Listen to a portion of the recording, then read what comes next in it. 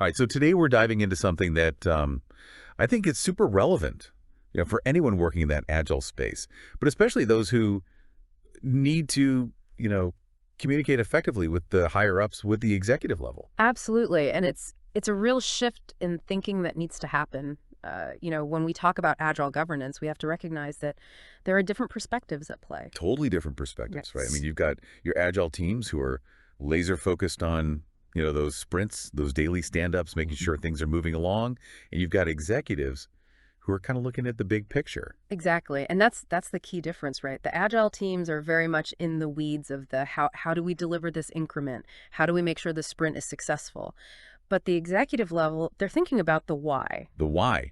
Why are we even doing this project in the first place? What's the point? Yeah, exactly. And that's where this book, Project Management for Project Managers, comes in handy. It really sheds light on this dynamic by highlighting the two things that truly capture executive attention when it comes to agile: investment and risk. Makes sense, right? Yeah.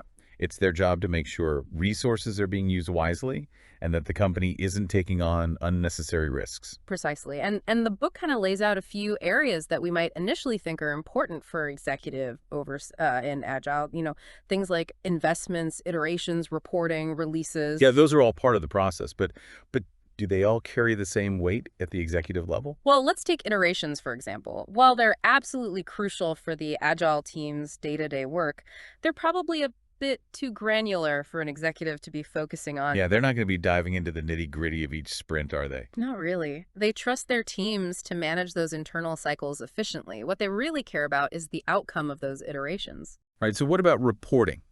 Obviously, executives need information to make informed decisions, but are reports themselves the main focus? I wouldn't say so. Reports are more of a tool, a means to an end. They help executives get a handle on those two key concerns we talked about: investment and risk. So a good report should clearly show how the project is performing against the budget, whether it's on track to deliver the expected return on investment and any potential risks that could throw things off course. Exactly. And then you've got releases, which are obviously vital for actually getting valuable increments of software or product out into the world. For sure. Releases show progress and deliver value to the customer.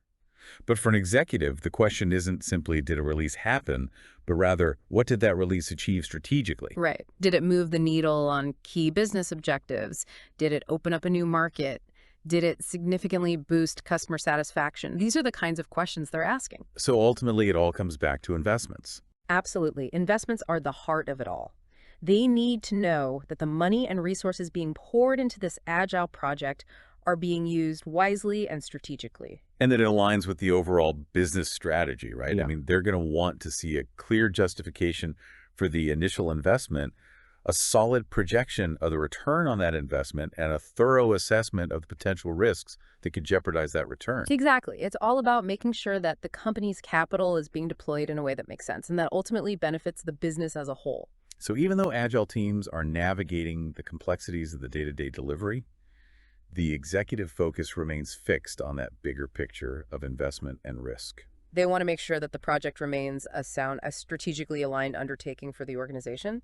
So the key takeaway here is that when you're communicating with executives about your agile projects, frame the conversation around those strategic implications for investment and risk. That's what's going to resonate with them. That's what's going to grab their attention.